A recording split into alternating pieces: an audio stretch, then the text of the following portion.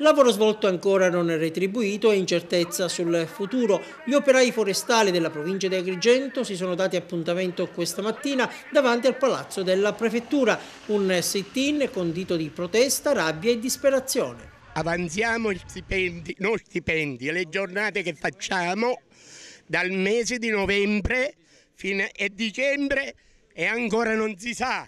Ci dovrebbero avviare al lavoro e non c'è nessuna cosa perché non si interessa nessuno.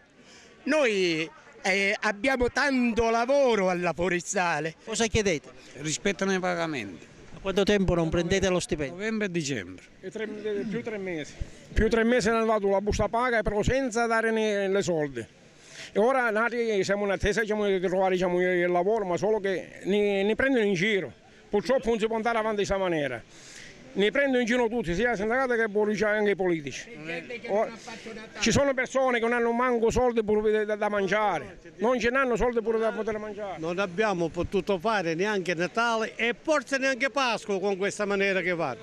I soldi in banca ci sono, loro ci devono pagare perché noi abbiamo i debiti. Le botteghe non ci fanno più spesa, non ci danno neanche il pane.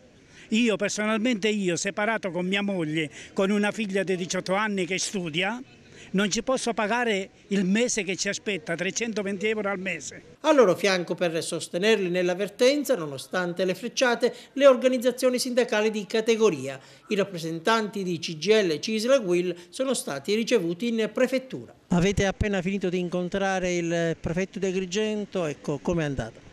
Ma io credo che sia andata bene, si è impegnata che entro oggi farà una lettera al direttore regionale dell'azienda, dottor Giovanni Arnone, e al direttore regionale del Dipartimento, ingegnere Di Rosa, affinché nella prossima settimana, così come si sono pronunciati i due direttori provinciali, Di Miceli per l'azienda e Nicolosi per il Dipartimento, loro pensano di poter pagare entro la prossima settimana gli arretrati che avanzano i lavoratori sia dell'azienda sia del Dipartimento. Per quanto riguarda l'avviamento al lavoro? Per quanto riguarda gli avviamenti abbiamo ricevuto notizie che giorno 13 pomeriggio alle 17 le organizzazioni sindacali saranno ricevute dal dottor Arnone dell'azienda foreste per predisporre gli avviamenti.